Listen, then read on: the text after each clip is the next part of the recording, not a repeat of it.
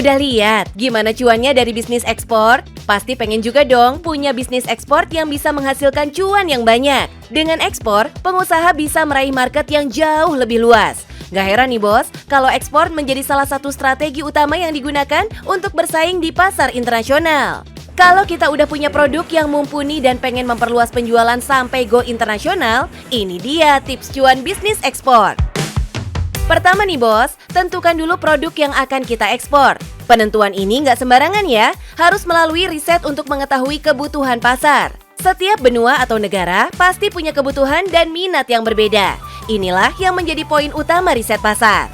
Terus, setiap perusahaan pasti butuh legalitas untuk dapat menjalankan aktivitas bisnisnya.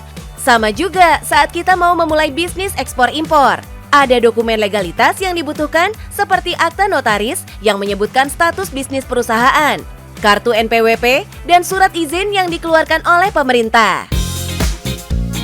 Biar kita nggak terjebak praktek ilegal, pelajari aturan yang berlaku untuk bisnis ekspor-impor ya bos.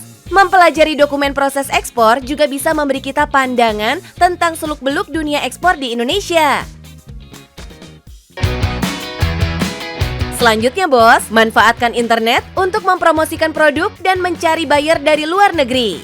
Selalu update terhadap tren dan kebutuhan pasar di luar negeri bisa membantu kita untuk mencari peluang ekspor.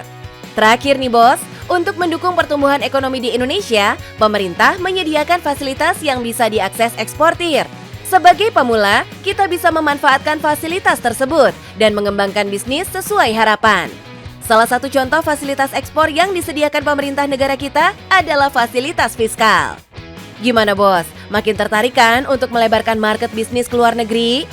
Gak usah mikir lama-lama bos, keburu hilang entar peluang bisnisnya. Yang penting, cuan bos!